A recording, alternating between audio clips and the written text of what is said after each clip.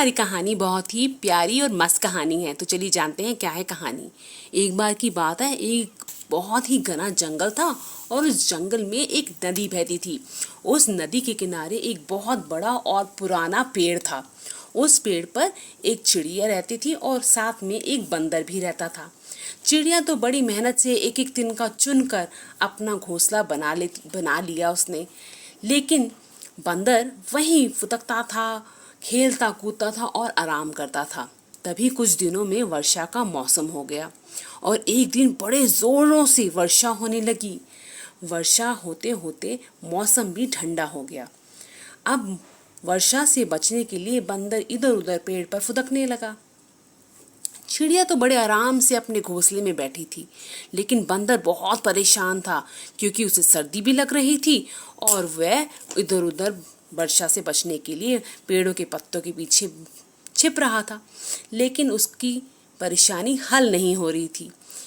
यह देखकर चिड़िया बहुत परेशान हुई। उसे बहुत दया आई बंदर पे और उसने बंदर को एक सलाह दी और उसे बोला, अरे बंदर भैया, अगर आपने सही समय पर अपना मकान या घर बना लिया होता तो आज आप पेड़ पर ऐसे फुदक नहीं रहे होते, आप इतना परेशान नहीं हो रहे होते और ना ही हमें परेशान कर रहे होते, क्योंकि आपके फुदकने से सारी डालियां हिल रही हैं। मुझे डर है कि मेरा घोंसला ना गिर जाए। तो बंदर को चिड़िया की बात सुनकर बहुत गुस्सा आया। उसने सोचा, इतनी सी चिड़िया मुझे सलाह दे रही है, मुझे शिक्षा दे रही है, ये कौन होती है मुझे सलाह देने वाली। और उसने गुस्से में चिड़िया से बोला, अगर मैं घर बना नहीं सकता लेकिन किसी का घोंसला तोड़ तो सकता हूँ। और उसने झट से एक तमाचे से थप्पड़ से चिड़िया का घोंसला तोड़ दिया। चिड़िया बेचारी बड़ा पछताई और उसने सोचा कि मैं ही बुद्धू थी कि मैंने इस मूर्ख को शिक्षा दी, सलाह दी।